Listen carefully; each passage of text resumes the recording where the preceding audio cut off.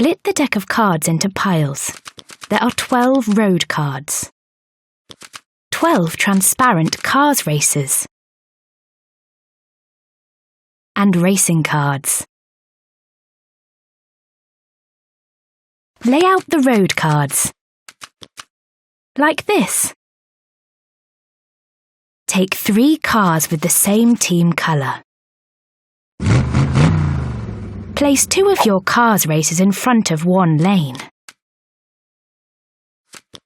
And the third racer in front of the other lane. Deal 3 racing cards face down to each player. Put the rest in a pile. This is the racing deck. When you play a card, put it on the used pile. Now you are ready to race. Get all 3 of your cars races across the finish line to win. On your turn, play up to 2 racing cards. You use racing cards to race forward along the road. All cars only need to move 1 space to move onto the first road card. At the end of your turn, you top up your hand back to 3 cards.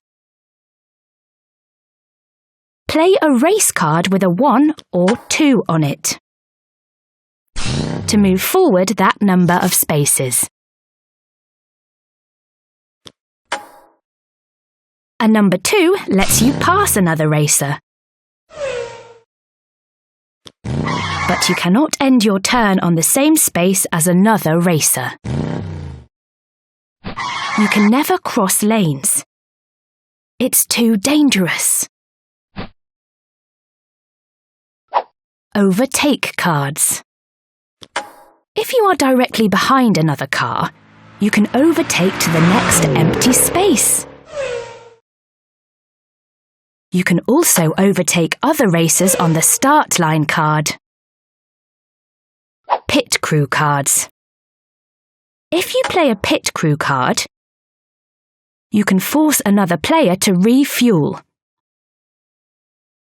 Turn their racer sideways. They are not allowed to race unless they play another pit crew card. To carry on racing, you can instead use pit crew cards as normal racing cards. Use the number shown on the card. If you can't play a card on your turn, you can refuel. Swap all your cards in your hand for 3 new ones and take your turn. If you still can't go, stay parked until your next turn. If the racing cards run out, turn over the used pile.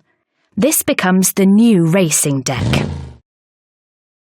The first player to get all their races across the finish line wins the game.